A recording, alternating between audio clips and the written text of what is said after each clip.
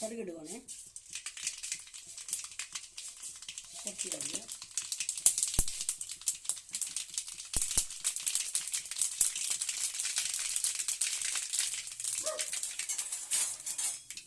ഇഞ്ചിയും വെളുത്തുള്ളിയും കൂടെ ചതച്ചത്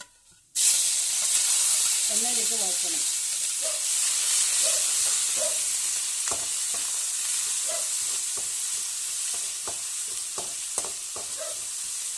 ഇഞ്ചി മൂത്ത് വരുന്നുണ്ട്. ഇതാ ഇപ്പം മൂത്ത് വരുന്നുണ്ട്.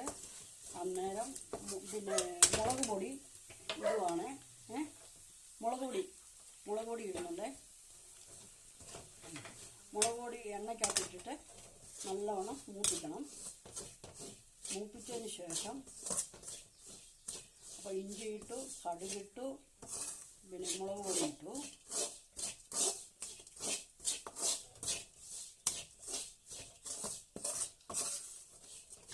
ഇനി കുറച്ച് മഞ്ഞപ്പൊടി ഇടുവാണ്. കുറച്ച് മഞ്ഞപ്പൊടി എന്നിട്ട് അടുപ്പത്ത് വെച്ചിട്ട് മൂപ്പിക്കുവാണ്. ഇച്ചിരി വെള്ളം ചൂടുമ്പോൾ കേട്ടോ. ഇത് മൂത്ത് കഴിഞ്ഞ് ഇനിയും അതിനകത്ത് കുറച്ച് വെള്ളം ഒഴിക്കുവാണ്. വെള്ളം ഒഴിക്കണം, ഉപ്പിടണം, കുടമ്പുളി ഇട്ടിട്ട് തിളപ്പിക്കണം. ഈ അരപ്പ് തിളപ്പിച്ചതിന് ശേഷം മാത്രമേ മീനിനകത്ത് ഒഴിച്ചിട്ട് നമ്മൾ അടുപ്പത്ത് വെക്കാവൂ. പിന്നെ മീനിന് ഞാൻ ഈ വലിയ മീനിനൊന്നും ഞാൻ മഞ്ഞപ്പൊടി ചേർക്കാറില്ല. വലിയ മീനിനൊന്നും ഞാൻ മല്ലിപ്പൊടി ചേർക്കാറില്ല. ഇങ്ങനെയാണ് ഞാൻ മീൻ കറി വെക്കുന്നത്. നോക്കാം. ഞാൻ ആദ്യം തിളച്ചു ഉപ്പിടുവാണേ.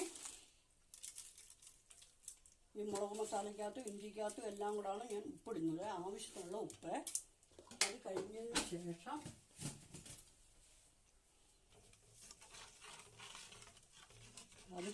ശേഷം പുളി ഇടുവാണ്.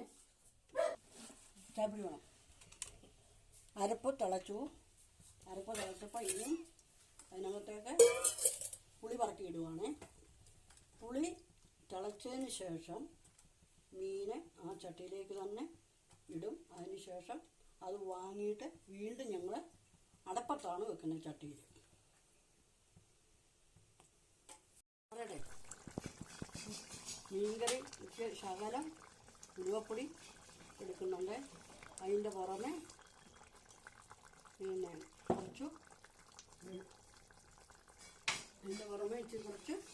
പച്ച വെളിച്ചെണ്ണ അതിൻ്റെ പുറത്തുകൂടെ ഇങ്ങനെ ഒഴിച്ചു കൊടുക്കണം. കുറച്ച് ഒഴിച്ചാൽ മതി, ഒഴിച്ചു കൊടുക്കണം. എന്നിട്ട് റെഡി, മീൻ കറി ശരിയായി.